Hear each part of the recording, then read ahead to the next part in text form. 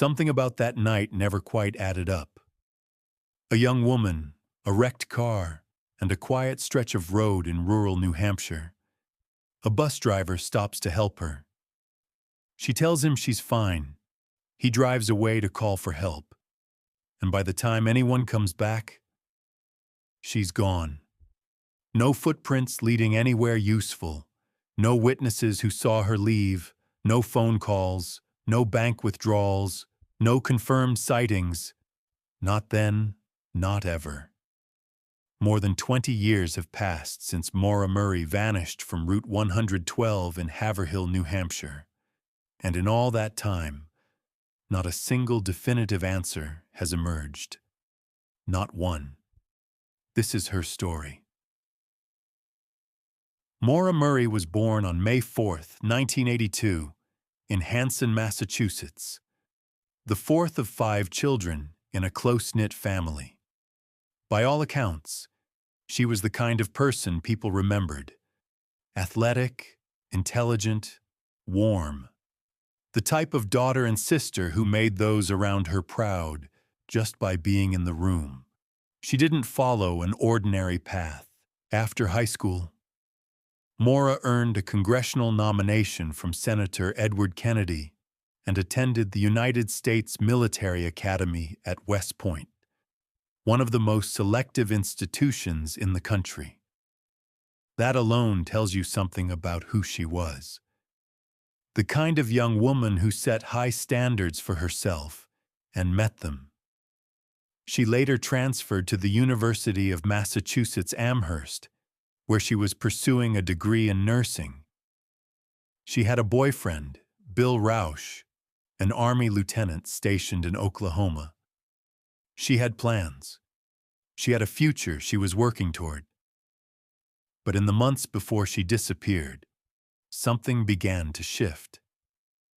In October of 2003, Maura was involved in a credit card fraud incident on campus. A court hearing had been scheduled.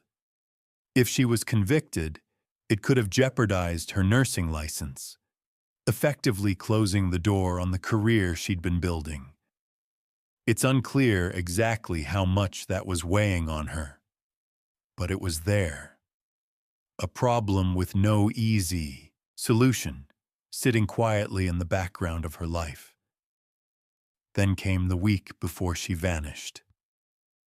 On a Thursday evening, just days before everything fell apart, Maura received a phone call while she was at work. Whatever was said on that call, it affected her deeply. She became so visibly upset that her supervisor had to escort her back to her dorm. She didn't explain what had happened. No one who worked with her that night has ever publicly revealed what the call was about. Her father, Fred, visited her in Amherst that Saturday, February 7th, 2004. They had dinner together. It was, by all appearances, a normal visit between a father and his daughter. But late that same night, or perhaps in the early hours of Sunday morning, something happened that still hasn't been fully explained. Maura was driving her father's car when she struck a set of guardrails near campus. The damage was significant, but no charges were filed, and the incident was largely treated as a minor accident. Fred Murray drove his car home. Maura stayed at school. And then, just past midnight on Monday, February 9th, Maura sat down at her dorm computer and began searching for directions. She looked up routes to the Berkshires. She looked up Burlington, Vermont. She also researched a condominium rental in Bartlett, New Hampshire, a resort town her family had visited before. It's not entirely clear what she was planning or whether she had a firm destination in mind. But she was clearly thinking about going somewhere. The question is why. The morning of February 9th began quietly enough. Maura submitted her homework electronically, which suggests that at least on the surface, she was still functioning as a student with responsibilities. But then she sent emails to her professors that told a different story. She informed them that there had been a death in the family and that she would need to be away from campus for the week. Her family later confirmed, definitively, that no one had died. There was no death, no funeral, no family emergency of any kind. The email was not true. Why Maura sent it has never been explained. Was she buying time? Was she trying to avoid consequences for something? Was she in some kind of distress that she couldn't articulate honestly? The professors received the emails. They processed her absence, and Maura began preparing to leave. She packed carefully. Toiletries, makeup, workout clothes, school books, enough clothing for several days. This wasn't a rushed or impulsive departure. It was organized, deliberate. She had thought about what she would need. At around 3:15 in the afternoon, she withdrew $280 in cash from an ATM. That was nearly everything she had in her account. She then stopped at a liquor store and spent roughly $40 on alcohol, wine primarily. Whether she intended to drink alone or whether she was bringing it somewhere specific isn't known. She told no one where she was going, not her roommates, not her sister, not her friends. No one.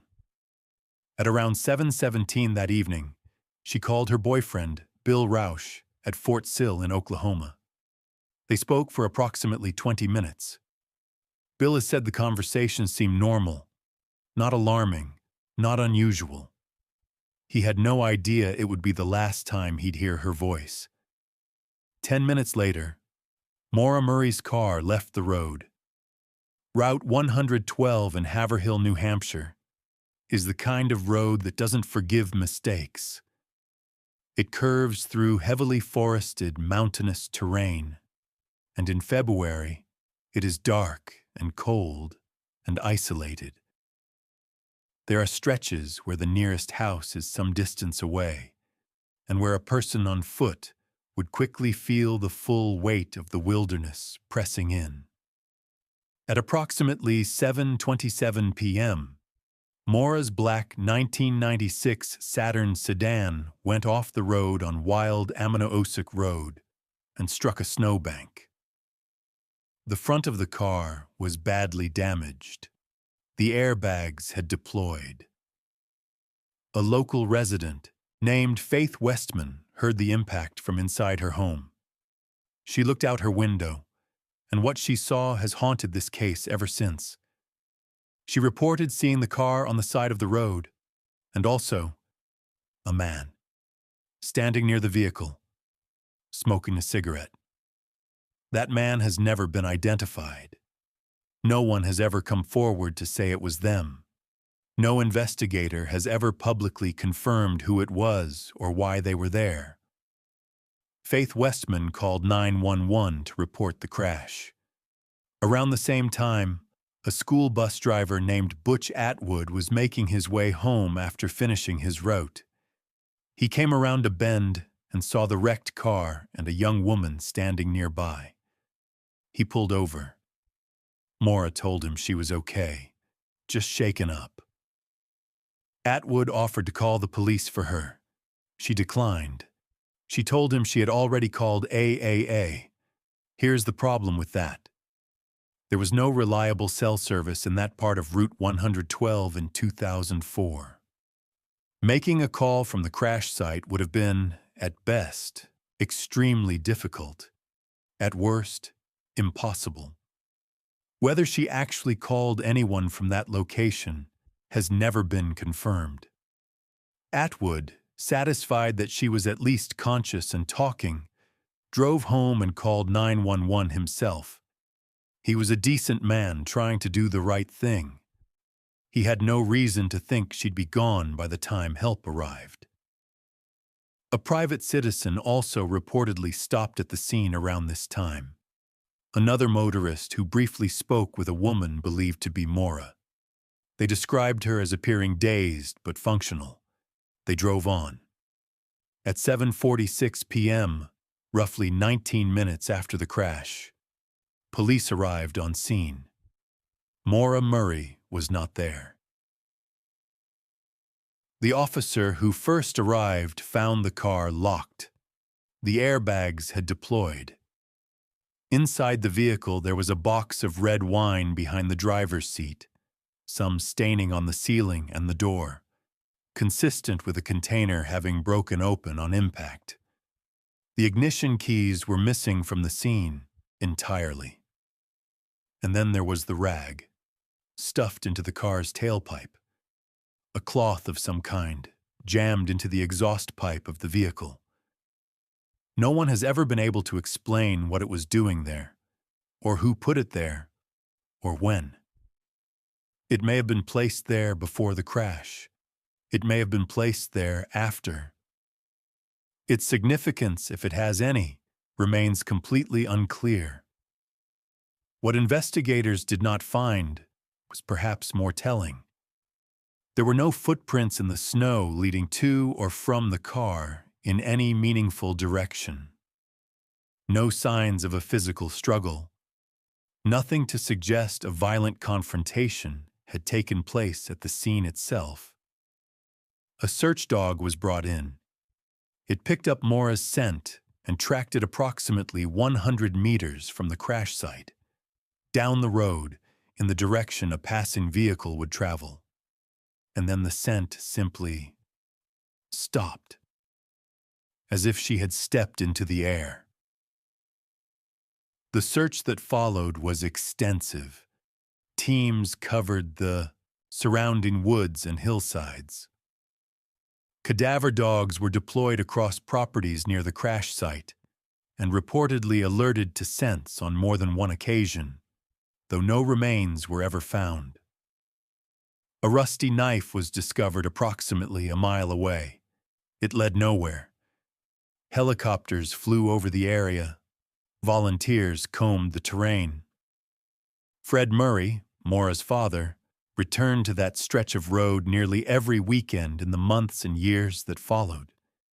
He walked those hills. He searched those trees. He refused to stop looking.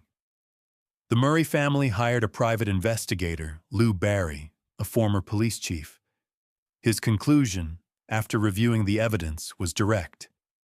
He believed Maura had been the victim of foul play, that someone had stopped to offer her a ride from the crash site, and that the encounter had turned dangerous. The New Hampshire State Police, for their part, released a statement saying they believed Maura had been headed to an unknown destination and may have willingly accepted a ride to continue her journey. They found, at that time, no evidence that a crime had been committed. Two very different interpretations, and no way, at that point, to resolve them. To understand the mystery of Maura Murray, you have to sit with the contradictions, because there are many, and none of them resolve cleanly. Start with the email. Maura told her professors someone in her family had died. That was not true. Her family has always been clear on this, so she fabricated a reason to be absent. That tells us she was planning to leave campus for at least a week, and that she didn't want anyone to know the real reason. What was the real reason? No one knows. Then there's the AAA claim.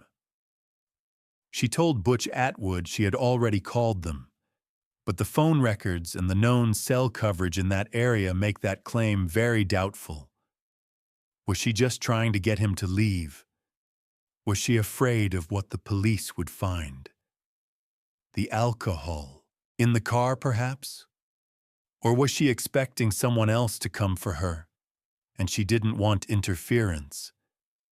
And then there's the man Faith Westman saw, standing by the car, smoking, before police arrived, before Butch Atwood pulled up.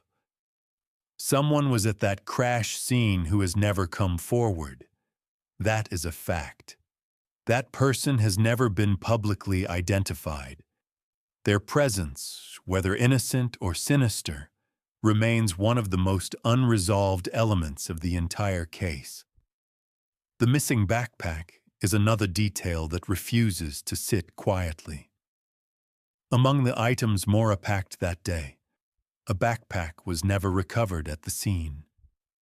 She may have been carrying it when she left the vehicle, or it may have been taken. Either way, it wasn't there when police arrived. And then, the voicemail. Sometime after Maura disappeared, her boyfriend, Bill Rausch, received a voicemail message. He described it as the sound of a woman sobbing. He believed it was Maura. The call was traced to a Red Cross calling card, the kind issued to military personnel and their families.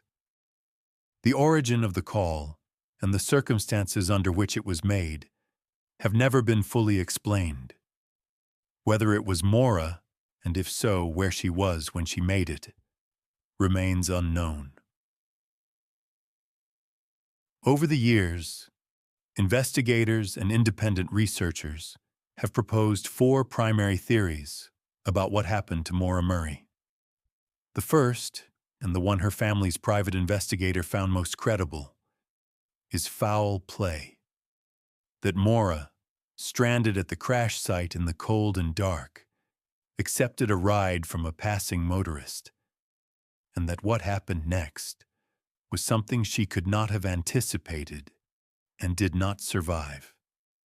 The scent trail ending at the road is the most significant piece of physical evidence supporting this theory. Dogs tracked her to the roadside and then lost her. That pattern is consistent with someone entering a vehicle. The second theory is that Maura disappeared intentionally. That the pressures mounting in her life, the credit card fraud case, the pending court hearing, the emotional distress evident in the days before she vanished, became too much. And that she chose, deliberately, to walk away from her life and start again somewhere else. Some researchers have pointed to the organized nature of her departure, the packed bag, the cash withdrawal, the alcohol, as evidence of careful planning rather than crisis. But this theory collides hard with one undeniable fact. There has been no activity on Maura's bank accounts or phone since the night of February 9th, 2004. Not one transaction, not one call. If she's alive somewhere and chose to disappear, she has maintained that disappearance with an almost impossible completeness for over 20 years. The third theory is exposure. That Maura, perhaps injured or disoriented after the crash, wandered into the surrounding forest and succumbed to the cold. February in northern New Hampshire is not forgiving. Temperatures at night drop well below freezing. The terrain is dense and uneven. It is entirely possible, in theory, for a person to become lost and not survive. But the searches conducted over years, with dogs, with helicopters, with volunteer teams, found nothing. No remains, no clothing, no trace. And the scent trail again argues against this. If she had walked into the woods, the dogs would likely have followed her there. The fourth theory, the one the police initially raised, and the one her family has consistently disputed, is suicide. That the combination of stress, the phone call she received at work, the accident with her father's car, and whatever else was weighing on her, had brought her to a breaking point. There are people who have held this view, but the Murray family has always pushed back firmly. There was no note, no prior history of suicidal behavior, and the careful packing of a bag, the clothes, the toiletries, the school, books, doesn't fit the profile of someone who doesn't expect to need those things again. None of these theories has been confirmed. All of them remain, after more than 2 decades, exactly what they are: theories. In 2022, the New Hampshire State Police added Maura's case to the FBI's Violent Crime Apprehension Program, a national database that analyzes violent crime patterns and helps connect cases across jurisdictions. It was a significant step, an acknowledgement that this case carries the weight of something more than a simple disappearance. Then, in 2025, investigators conducted new testing on latent fingerprints recovered from the interior of Maura's car. One of those prints was identified as belonging to a former West Point cadet, someone with a criminal history. The relevance of that print and how it came to be in Maura's vehicle has not been publicly explained. Investigators have said the lead remains under active review. On the 22nd anniversary of Maura's disappearance, in February of 2026, the New Hampshire Cold Case Unit issued a statement. They said they remain determined to find answers, that they work daily with state and federal partners to pursue every credible lead, that the case is not forgotten. The FBI has produced an age progression photograph, a digital rendering of what Maura Murray might look like today, at 43 years old. It has been shared publicly in hopes that someone, somewhere, might recognize her. Her sister Julie has spoken about living inside this kind of uncertainty. She said that the family has grappled with the likelihood that they will never see Maura again. But she has also been clear that accepting the absence of answers is something else entirely, something she has never been willing to do. She said, "The family has grappled with the fact that they will most likely never see Maura again, but she has never once thought she needed to be okay with never having an answer. That distinction between losing someone and losing the truth about what happened to them is one that families in cases like this carry for the rest of their lives. The grief of absence is one thing. The grief of not knowing is something that never fully resolves. It simply becomes part of how you move through the world." What do we actually know about the night Maura Murray disappeared? We know she was in distress in the days before. We know she fabricated a reason to leave campus. We know she packed carefully, withdrew cash, bought alcohol, and drove north, alone, without telling anyone where she was going. We know she crashed her car on a dark stretch of road in rural New Hampshire. We know a man was reportedly seen near her vehicle before any help arrived. We know she told the bus driver she had already called for help, a claim that is hard to verify. We know she declined his offer to call police. We know that when police arrived, 19 minutes after the crash, she was gone. We know that a dog tracked her scent to the road and lost it. We know that no one has seen or heard from Maura Murray since that night. Everything else, every theory, every lead, every interpretation, exists in the space between what we know and what we don't. And in that space, a family has waited. Investigators have worked, and a young woman's face has appeared on missing person flyers and websites and documentary episodes for over 2 decades, still asking the same silent question: where did she go? If you know anything about the disappearance of Maura Murray, anything at all, no matter how small or how long ago it happened, the New Hampshire Cold Case Unit is still actively investigating this case. You can reach them by phone at 603-271-2663 or by email at coldcaseunit@dos.nh.gov. Maura was 21 years old when she vanished. She was someone's daughter, someone's sister, someone's partner. She had a whole life ahead of her. She deserves an answer. Her family deserves an answer.